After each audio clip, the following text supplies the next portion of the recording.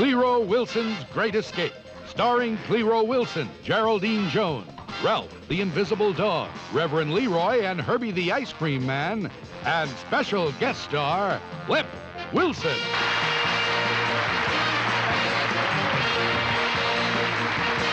Thank you. That's just some of the buddies I grew up with in Jersey City, New Jersey. There were other places to grow up in besides Jersey City, like Paris, London, Rome, Scranton, Sheboygan, Burbank, Tijuana, almost any place. I'm proud to say that New Jersey is known as the Garden State. And when you're a kid, wherever you're living, that's the best.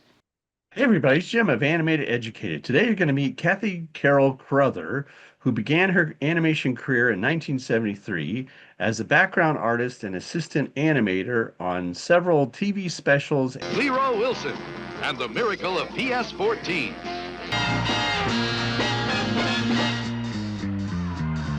And commercials.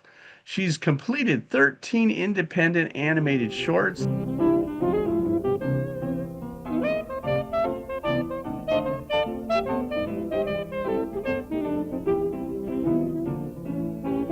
And she's a member of the Short Films and Animation branch of the Academy of Motion Picture Arts and Sciences.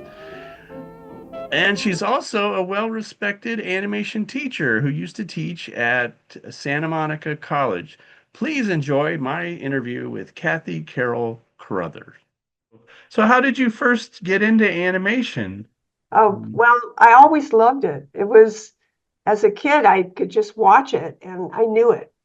I would draw, Disney characters, I'd copy. And then I just drew, I always drew and painted and colored and always. And I won awards for being a good, the city gave me an award of merit, for being, or art teachers they still had art teachers at the time, go to the schools and they'd see me and they'd go, oh my God, she's a genius. And then I'm not too happy with my parents because when I was 10 or 11, I think 10, before 6th grade, I got selected to be a student for the summer at Chenard. Remember the old Chenard? And that was a Disney program. I think that wonderful teacher was there then. Don Graham was teaching, and they wanted me to join the program that summer. And I'd read it over and over, and my mother, we can't get you there, I'm too busy. They were working, and I'll take the bus, no, you can't take the bus. It was downtown and we lived midtown and they were scared for me and I never got to do that. But I guess I would have turned into a Disney person had I done that. Definitely. I'm sure they would have brainwashed me. Brainwashed you? Oh, no. I would have fallen for it, We had just moved to LA in 55. I went there a lot in the opening. Yeah. I'd hang out. And I'm sure I saw Walt Disney. I'm sure that happened. He lived upstairs on Main Street. He had an apartment and I would just stay on Main Street because they had animation. They had the viewer thing and you'd wind it. And I was in heaven in there. You couldn't get me out of there, And I'd go over and I'd go really slow. And, I was a little animator girl. It was happening already. And all my books at school, as soon as I got a new book, usually a workbook, I didn't do it on a good book. And I'd immediately start animating and then flip the pages, the corner, I'd make my little animation thing, right? I was very quick at doing that. My first test was with an 8mm camera, in college. I did my little animation. And then somehow I got onto 16. I don't know how I did that. But, I know, I painted on film. I did another one. And I had a soundtrack, and the guy in something like that, that guy let me come in, and then he taught me how to read it, and then I painted on film to a red track, and then I spliced it all together. I did hot splicing. I learned, editing and splicing, and then I completed a film before I graduated. That was painted on film. But I did the voice. We recorded, on mag tape and we did all this. And when I went looking for work in animation, I had that and then all my drawings, my paintings and my little animation test and a little book I had done of characters. I worked 25 years in animation. So right out of college, I worked. I started at Cathy Freeling. Do you know that studio? I've heard of it. Yeah, yeah, Fritz Freeling, yeah, yeah. and David DePatie. They were Warner Brothers, it was an offshoot, and they were doing Saturday morning, but they had done some Pink Panther titles too. And I got in, just went over there, and some lady comes out with a cigarette. Okay, girls, who's here? For ink and paint. And I went, okay, and I just kind of came in, and I got hired in ink and paint. I was just happy to get in and get a job, because women just went into ink and paint constantly. I went to at least a half a dozen studios before I got to Cathy Freeling. And everybody said, oh, you're going to get it. You're going to get it. You're going to get high, but they didn't. They did it to Pat. So, and then that was that. It worked. Yeah, and I love to draw. You mentioned, drawing 2D animation. I love the pencil and the paper. I have a lot of need to draw. I'm a drawing junkie, but finally have less need now. I'm okay now, after years of constantly drawing. I'm not compulsive about it. Some people are compulsive, I call it.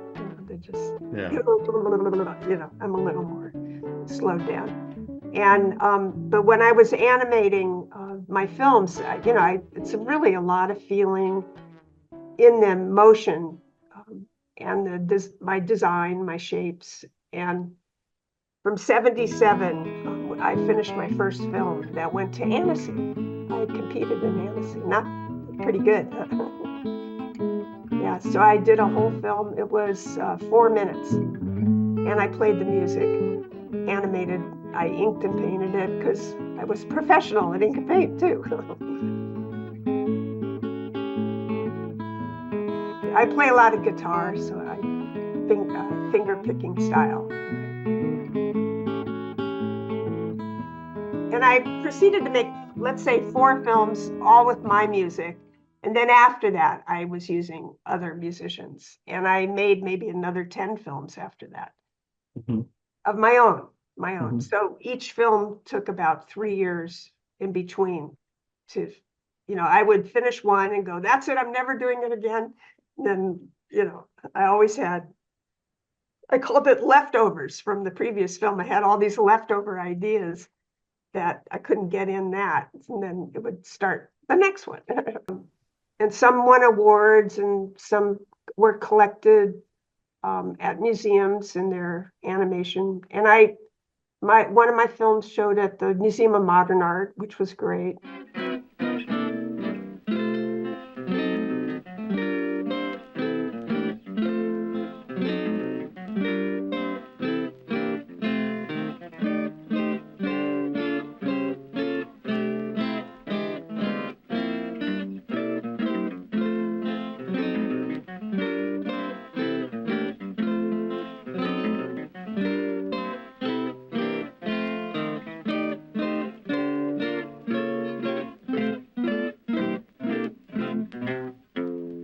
I feel very satisfied over that. And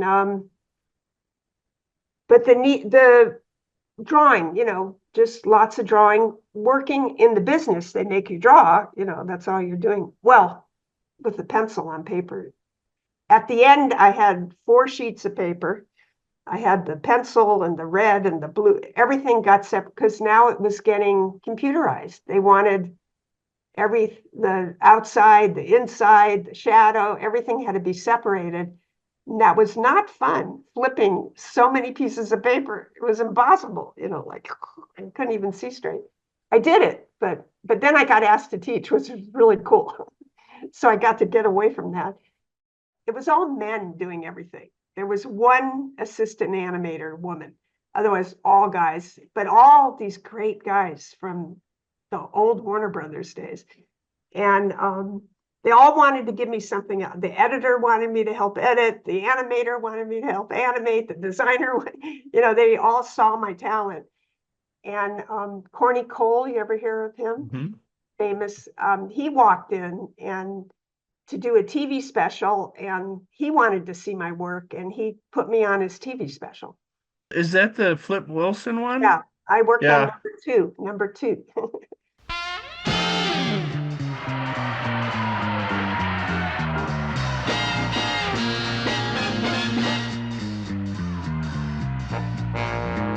And Corny had all the animators work with a big pen.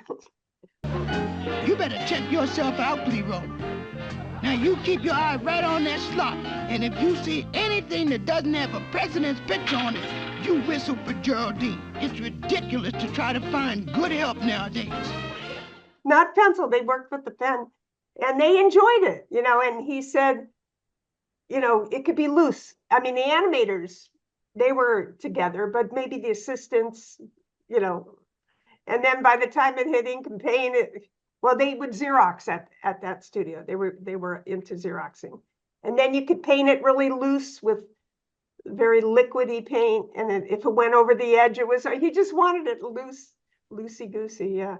So I worked on the second one, and I handled the section of the film. I did backgrounds for that and layout. But I worked with a designer too. I did rough layout, and then an animation designer went over my characters for me. You know, I placed where I wanted them to go, but he gave it the right, you know, character animation poses. I did a section of the film, so I did this long vertical artwork of a stair. Corny loved my fine art, so I did this real abstracty stairwell going up to this attic room, and all in the dark, and that worked out great. Yeah, that was really fun. And then I did more backgrounds that what they needed on other parts of the picture, and then just street scenes, like you said, like in Yellow Submarine, just people sitting on the street and cars and buildings, and you know, there was kind of montages within the film, but there was lots of animation. Yeah. Some wonderful animators were on it, like I said. Young too. Brenda Banks, she animated great. I think she became a wonderful Disney animator. I mean, they were just my age, or maybe a little bit older, not like 3 years older. You know. Anything that happened on that show that when you were working on it that was interesting, or you recall any funny stories or anything from that? Or we never saw Flip Wilson. He just recorded. He was never there. Just Corny Cole was the director, and then all these wonderful talents came to work on the film that knew Corny for years. So not only at Cathy Freeling but he brought in a lot of freelancers. So I got to meet a huge amount of LA animators that were all terrific in the 70s, young, older, middle, you know, and I made friends. It was just, what a great experience that was for me.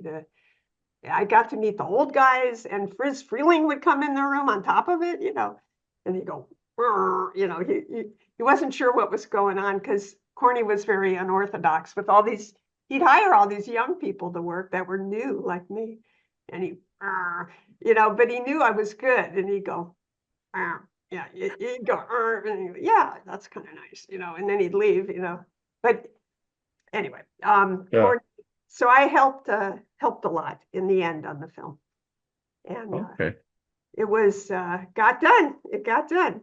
Yeah. And they were well received. Yeah, I think the first one even got a Clio. I think it got an award. The first one, not the second one.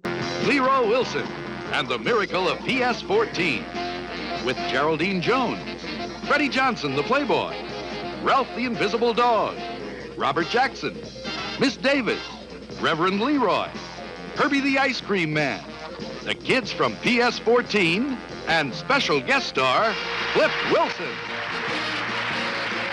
After that show, he got kicked off of television. So it ran on TV, but then that was it, just like one time. Because he fell out of favor with was it NBC? He made fun of the peacockers. I don't know, something very minor nowadays, but back then it was terrible. Yeah. And then I moved over to Duck Soup Productions after that in Santa Monica. Yeah. Corny also had his own studio in Santa Monica, and then the neighbor in the building was Duck Soup Productions. Oh, I ended up marrying Dwayne Crowther, Oh, okay. Who was in your last interview. Tom mentioned him with Grim Natwick. Grim was like a father to Dwayne. And so I used to we'd take him out to lunch all the time and he'd be over and, we'd have dinners and things with important animation people. It was a lot of fun. Yeah. And I was Oh, at his 100th birthday also. Yes. Yes. And he I was, love this. Like, well, this happened, and I don't know how long we have to go. he was doing fine. Yeah. The woman that was helping take care of him, they said, oh, he needs to get out. He's going to, like, he was going to blow up or something. That's enough. They took him off the stage. He was just getting going.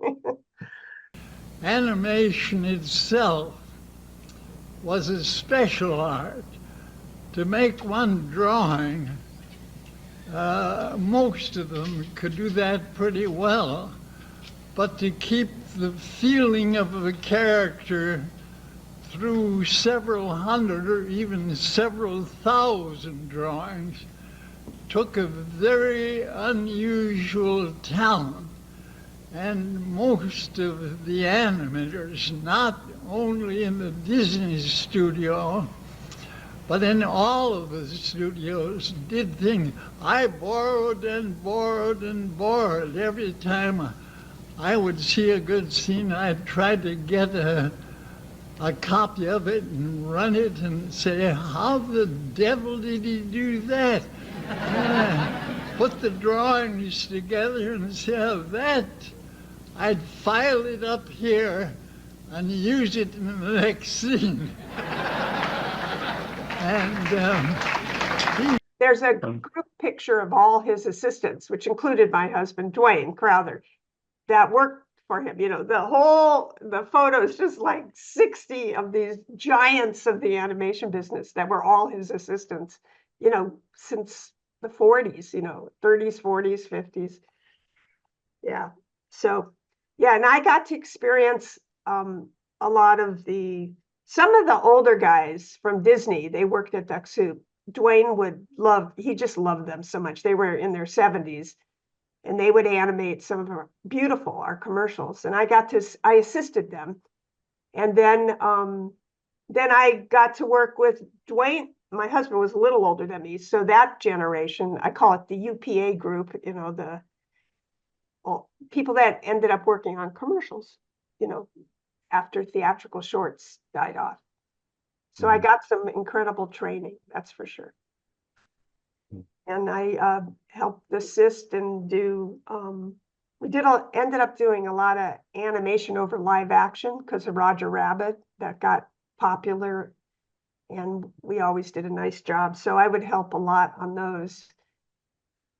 I would actually hand rotoscope keys from the live action. I'd go under the camera. And we didn't order those photo rotos. It was too much trouble.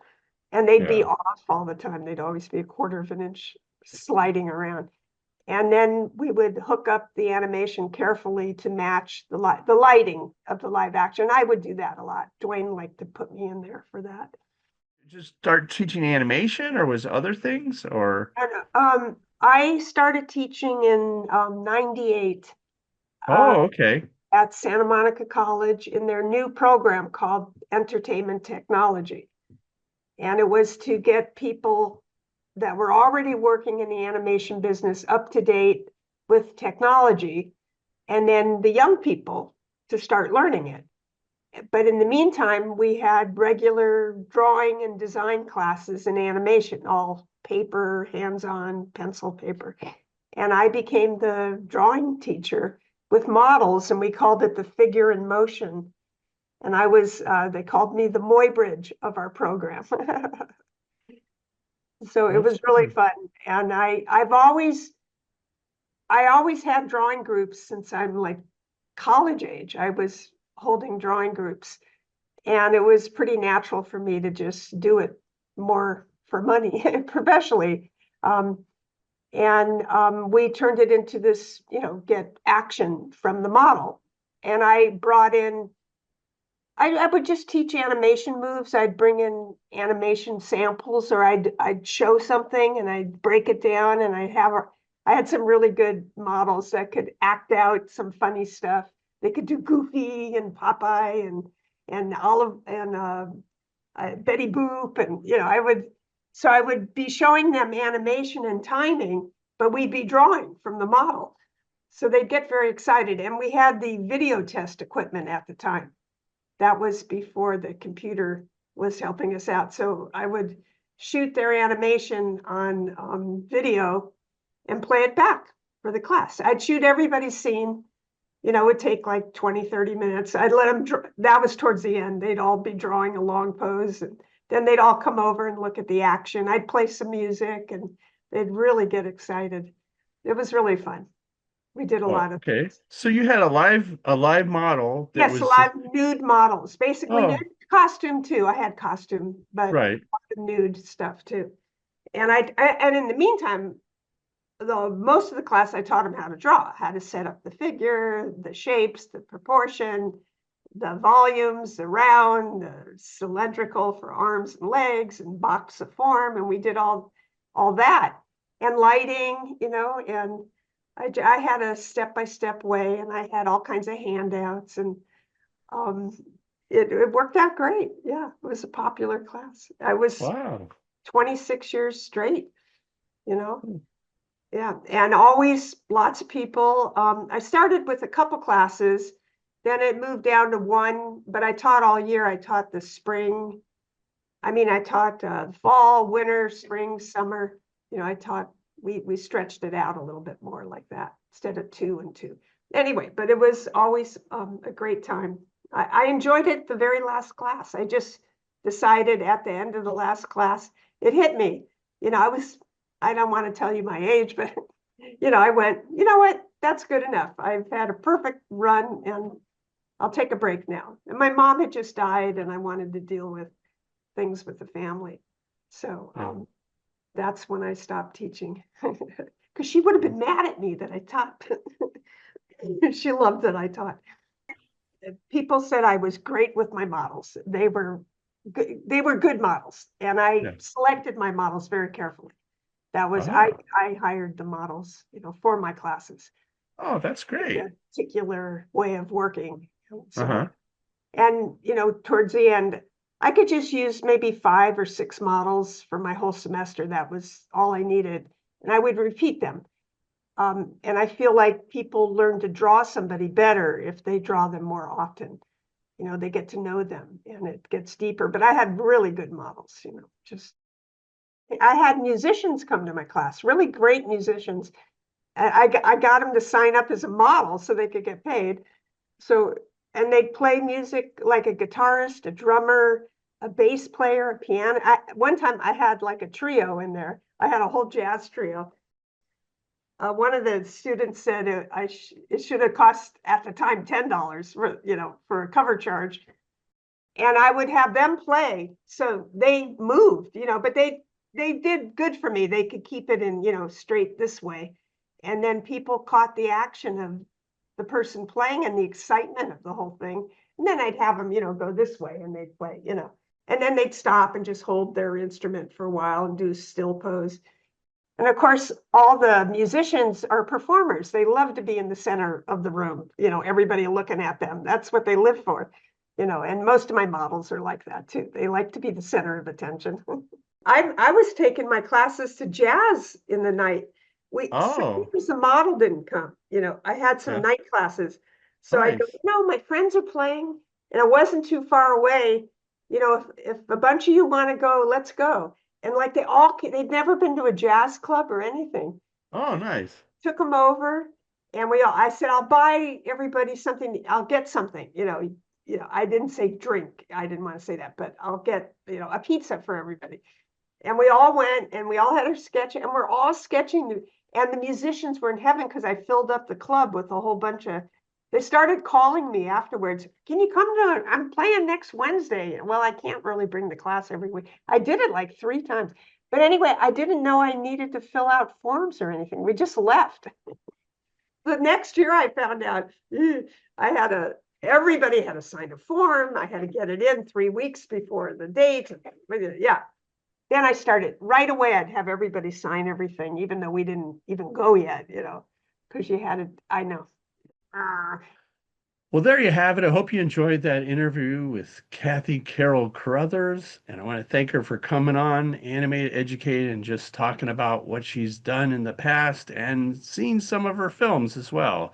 If you enjoyed this interview in any way, you can press that button to subscribe, or you can take a look at other things below, write a comment, leave a like, and here's some other videos you might be interested in, and we'll see you next time on Animated Educated.